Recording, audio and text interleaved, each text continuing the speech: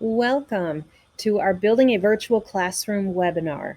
What we're going to be doing is building a virtual classroom hub where we're taking all the different G Suite tools that we have been using and putting them into one place to make it an easy transition to virtual learning for our students and also for parents.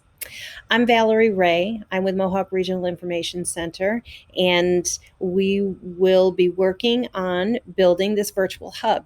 So there's many pieces to it. Let's break it down and let's get started.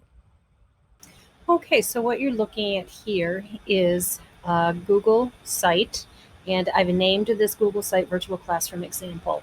You're going to notice in the banner it says Mrs. Ray's Virtual Classroom.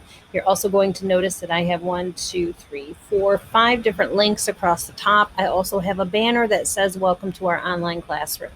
This becomes the hub for everything. So if you scroll down the page, or I'll scroll down the page for you, be sure to watch my message to you below, depending on your grade level. All right, so here is a Bitmoji classroom, and that seems to be all the rage right now, so I thought I would try it and see how it works. I chose this classroom setting. I added a Bitmoji. I added some links down here, although these links you don't really need because the links will also be in our Google Classroom, which you're going to see down below. The only other thing that's not included, but you might want to make sure that students fill out at the end of every week, is how are you feeling now? It's kind of like a temperature check. Notice also there's a welcome video that I posted, and every week I will have a new welcome video in this particular classroom. I'm going to keep this the same.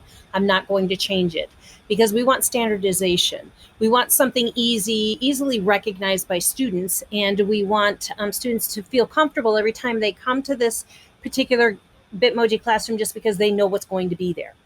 So as we scroll down the page, okay, I have basically 2 different links right here. I have a link to our Google Classroom, and I also have a link to our weekly schedule. Now there's some things that we have to do in the back end to set all of this up, but we'll talk about it in a minute. And then what I've done is I've put a little extra section down here, just some tips for Google Classroom and some things to remember. So I put a little list here of how students can keep track of the assignments that they need to do in Google Classroom.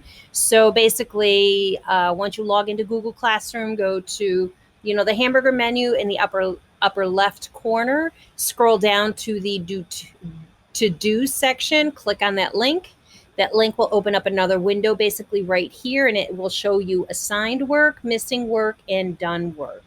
So that's a real useful tool for students of any age. So they can keep track of what's due, keep track of what they've done and what they haven't handed in yet. So that's a look at the actual page. You're going to notice that I am in preview view. I can preview this, my Google site as from a phone format. And this is what it would look like if somebody was to open it up on their phone. If I was to open it up on a tablet or a tablet view, such as an iPad or an Android tablet, it would look like this. And then also the view that we had was the computer view. So if they were opening it up on a Chromebook, this is how it would look for them. So what I'm going to do is I'm going to exit out of my preview, and I'm going to go through the pieces that are involved in putting this hub together. So before we start doing anything, we really need to have a section in our Google Drive set up so that every piece that we are putting together, every piece that we are using for our virtual classroom hub is in one spot. So what I've done is I have created a folder in my drive, and I've called it 1 Point Virtual Classroom 1.0. I put the 1 in front of it just because this is my first attempt, but also the 1 if you are using folders, alphabetical order, numerical order, 1 always pops up first. I could put 0.10 and it probably would be my first one. But right now I have this set so it's the last opened by me that will pop up in the very beginning. I just want to make sure that I have this folder available to me and I can put all of my information, all of my pictures, PDFs, any kind of video I make. I want to be able to put them in this folder and have access to them. Within this virtual classroom folder, I have put together 4 folders, one for September, October, November, and December. That's just to start. So anything that I'm doing for the month of September will go into the September month. So you're going to see these pieces as we keep going. And that includes the video that you're going to see right here that I made with Screencastify. Okay.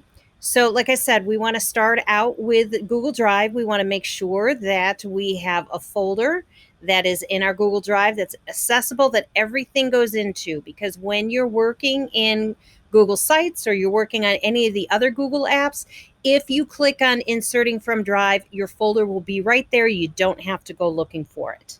Okay? Next step. One of the first things I have done here is create the banner area here. Notice this is an image that I created.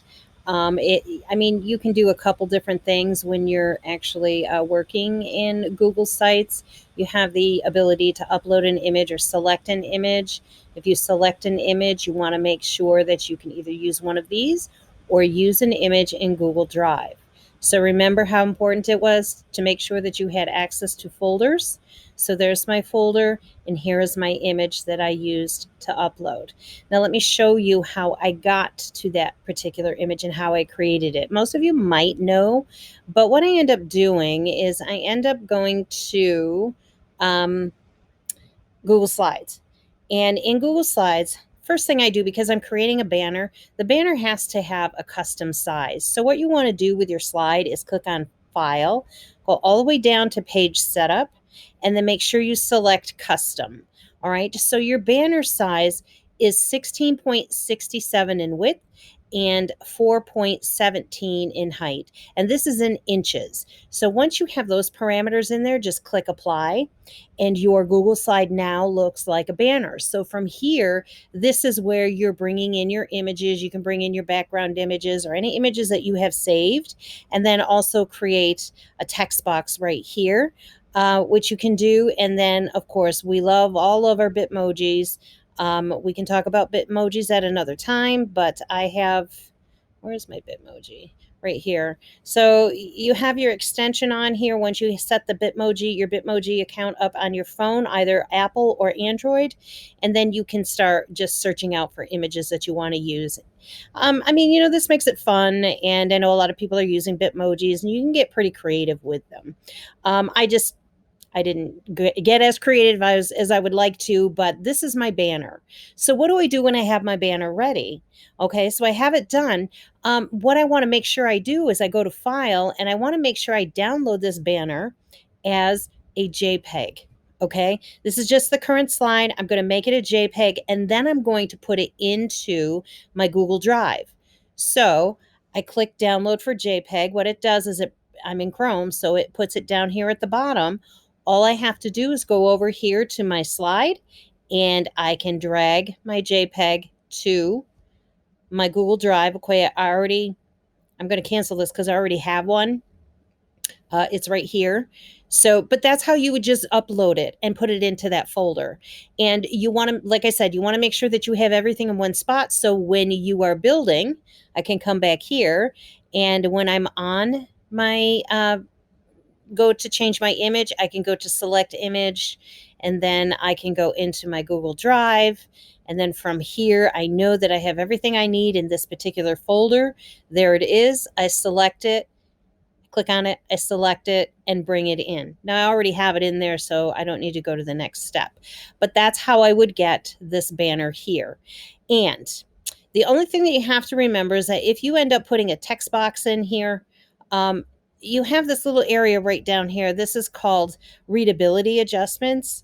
And one thing that I'm not really happy about, and I know a lot of Google trainers are not, is that they put this dark overlay over your banner. So it turns it dark. They do it in forms too. We're not quite sure why, but it's there. And if you decided that you wanted to put a text box or something in here, you could. And depending on the background, this will automatically adjust the contrast between the background and the text that you put in for your title. That's really pretty cool. I like the readability adjustment. The only other thing that I would really want to point your attention to is that notice up here I have a banner.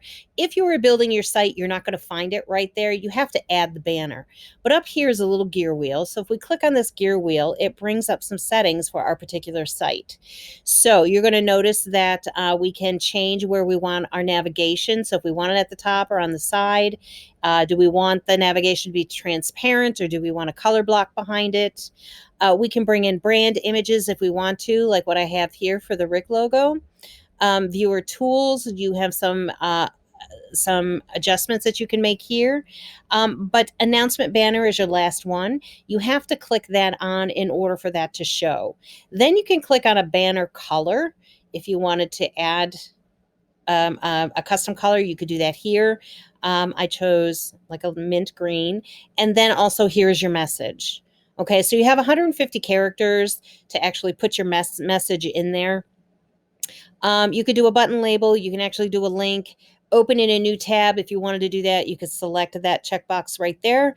And then visibility. Do you only want it to be on your home page, or do you want it on all pages? So I only have home page selected as default, but you could click all pages, and then that banner would just be on all the pages that you click on when they navigate through your site.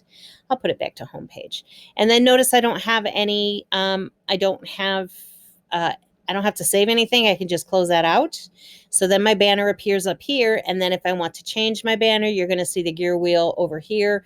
That'll give you, it'll open it up to the announcement banner so that you can make changes as you see fit. Okay. So there's your banner. Here's your classroom banner. Here's our navigation. And of course, this is our task pane for sites. So if you're familiar with sites, you're going to know that there is an insert section where you can insert all sorts of different layouts. You can insert placeholders, any kind of documents, anything like that. And then you can also have access to your drive. Once again, really helpful if you have a folder that has all the things in there that you want to put into your Google site in one folder. Just makes it easy. You'll also here you can have pages. Right now I've added an ELA page. We can look at that. I don't have anything on it, but there's my page. I have a math page. I also have a parent information page. And on this parent information page, you're going to see that I have two pretty big resources that, if I was teaching, these are the resources that I would be using within my classroom. So the Parent's Guide to Google Classroom presentation is right here for parents to look through. And then there's also Nearpod if you're a district that uses Nearpod. Some parents are unfamiliar with that platform, so you might want to have a little bit of an introductory video here. This came from YouTube, so you could just pull that in. I also have a spot for fun stuff. Haven't really decided what I would really want to do there, but that page is there. And what I like about these things, if I wanted to take that page off, I could actually hide it from navigation so that it wouldn't show up here. Okay, so maybe that's just something you can still work on it and still create it. It just won't show up in the navigation when you look at the actual published site. If I wanted to move this around, I could move these up. I could move it down. It would also move. Well, it's not visible, but if it was visible, show a navigation, you would see that it moved to the second spot. But I really want to keep it down here at the bottom. All right. And then I'm also going to hide this from navigation because I don't want to really have it out there right yet. I want to go back to my home page. I can do that here. I also, if I really wanted to switch the themes up, I could use different themes, font style, colors. Okay, right now I'm just using the regular. I actually choose my fonts. Well, actually, I use the fonts that are within this particular theme. Okay, so I go back to insert, and that's kind of like how we get set up in the very beginning. Now, what does it mean to do the rest of this? So the other piece to this, we talked about Bitmoji classrooms. I have a few other resources that I want to show with you on that. So here we are. We're going to actually scroll down our website or our virtual classroom hub. And you're going to notice in this section here, I have two basic hyperlinks. I have one to our Google Classroom. The message below says click on the above image for our Google Classroom. I also have one for a weekly schedule. Click here to see our weekly schedule and task list. Well, our task list and our weekly schedule actually is built into Classroom, so it also links it out. But to me, I think it just really points out the two major pieces that each student is really going to want to see and be able to access easily once they get to our virtual classroom hub. So here, if I click on Google Classroom, oh, let me go to preview, sorry. If I go to preview and I scroll down, okay, I go to Google Classroom right here.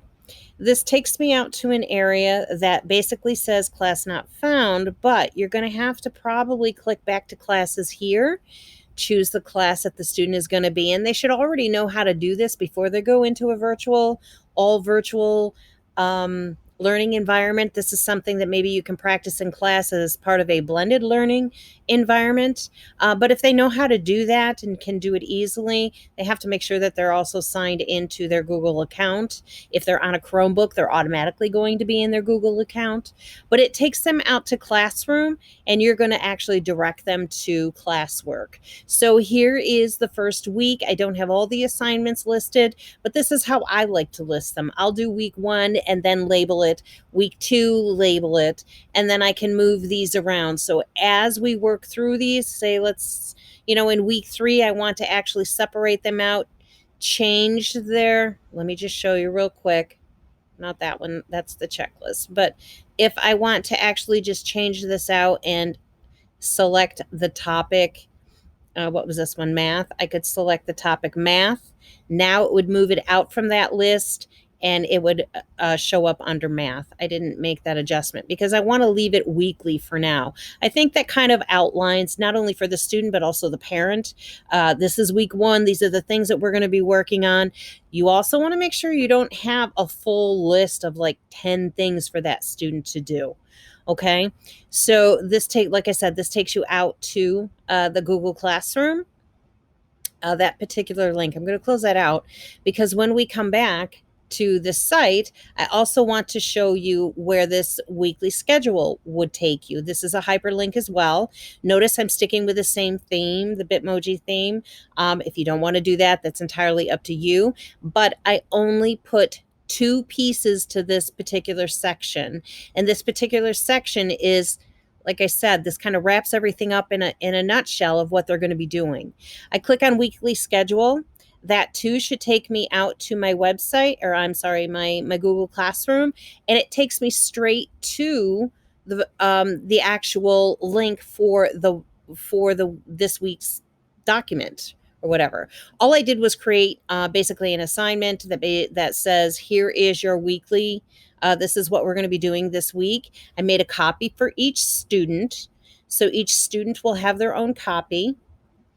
And this was just a document that I created in Docs, and it gives the weekly schedule right here.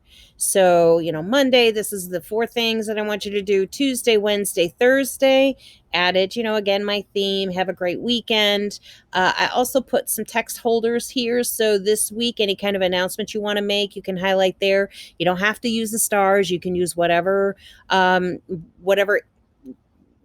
shape or whatever image you want to use. Like I said, you don't have to use the stars. The only thing I did was I created this. This was in drawing. So if I double click it, it'll take me to the actual drawing canvas. I can adjust everything here if I wanted to, add the text, whatever text I want to add here. Maybe this is, a quiz or something popping up. I'm not going to save this. Actually, I want to undo that. Okay, so you can adjust that there. That's just using drawing with a Google Doc for any kind of images, desktop publishing kind of thing. And like I said, you can pull in a Bitmoji if you like. This is something in addition for maybe some older students. So I know that I like to actually mark these off. So, but if you have a student that, they can actually highlight, okay, I did that one. Maybe I need to go back through and I need to look at this one. Whoops, that's not what I want. That's the other problem. I might highlight this one green or maybe this one will be like a purple or a pink because I need to go back and do that one. So any kind of whatever organization piece that's going to work for the student. There's some students that'll do that and there are some students that won't. For the older students, this is really interesting. You see this little thing over here? It's called Google Keep. So I like Google Keep because it allows you to create a checklist. Here's a checklist. If I select this one, this is one that I actually created in Google Keep that's going to help me stay organized. So think about your older students, think about your high school students. As I go through and I work through some of these things, I can mark them off. So for instance, if I went ahead and, okay, just say that they were different assignments, I can check them. And what they do is they actually move to the bottom of the list as completed. Okay, if I uncheck them, they'll come back up to the top. This is a really kind of a great organization kind of piece, like I said, for students that just need to keep track of what they're doing. Um, Utilizing Google Keep might be something that might be beneficial for them. Again, there's a webinar on how to use Google Keep. I just, whatever I use, whatever checklist I create and I want to make sure it's at the top, I just make sure I pin it so that when I do use this little icon right here, whether I'm in Sheets or whether I'm in Slides or I'm in Docs, it'll pop up. It'll be the last thing that was created. So this is a nice little organizational piece too. Okay. I mean, if you really wanted the students, if they really wanted to, they could put the checklist in here. Or they could put check marks in here to indicate that they finished. But if we go back to the actual assignment, it says, please be sure to mark off your assignments as you complete them during the week. So, there has to be some way that a student is going to be able to do that. Okay. And then what they can do is they can submit. Please mark this done when mark as done when you are finished and submit the checklist to me at the end of the week. So that's kind of like a accountability kind of piece that I like, and I just built that into Google Classroom. So whether you like that idea, great. If you have a different idea that works, that's fine too. Okay, but that was under here, the weekly schedule under this section. As we scroll down, the only other thing that I put in here, and I'm sure you've got other options or you've got other ideas that you would like to list under here. This to me was just like a little tip for Google Classroom and things to remember. This one here is the to-do list.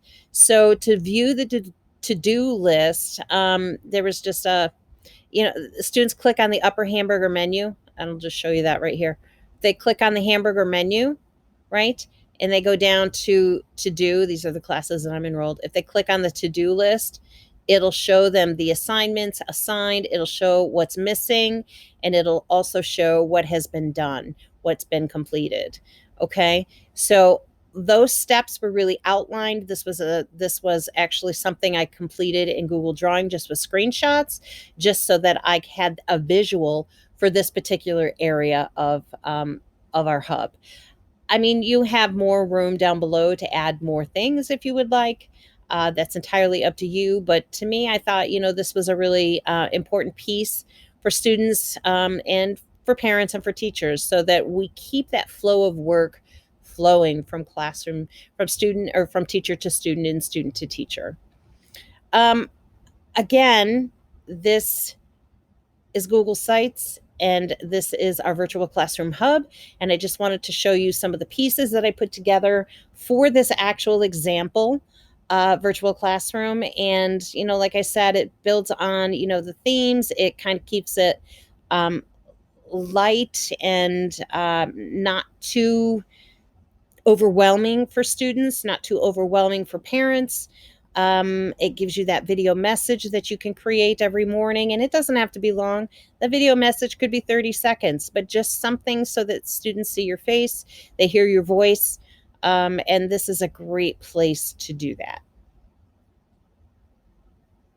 One of the very last things that I want to talk about is once we have our Google site actually put together, our virtual classroom put together, and we are ready to push this out to students. Maybe you finished using or putting information on your math page, information on your ELA page, your parent information.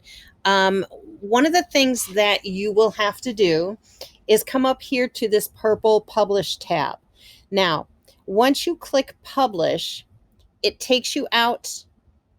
Okay, so I have already published mine. This is if you make changes and you go back in and you publish again. It'll give you, all right, this is what you've changed it to. This is what's out there now. Okay, so you want to make sure that your changes, your any change that you made, you have to hit publish again. If I'm going to publish, I'm going to go ahead and hit publish again. All right, so now that just means that I can actually view my published site. I can unpublish at any time. Here are my published settings. Okay, if I choose to request public search engines to not display my site, editors must review changes before publishing. Okay, so those are just some of the published settings. But again, if I want to view my published site, I'm going to click on View Published Site. And this is what it looks like. If you're the creator, you're always going to have that little pencil down there. If you're not the creator, you're not going to see the pencil. So here's the site. Again, it's clickable. You can click on anything here. This was actually a link out to ELA or Newsella. Let's see if it actually does it. There it is. Okay, we don't want to worry about that. We're just going to come down here and we're going to look at. So if you had a Newsella account, that kind of thing, you could actually go ahead and put a link there. Remember, this was the Nearpod temperature feel. Here's our Google Classroom. So this is what our site would actually look like. Okay. What do you do after that? Here's the URL for your published site. So how do students actually access your published site? So I have a lot of districts that have teacher pages on their webpage.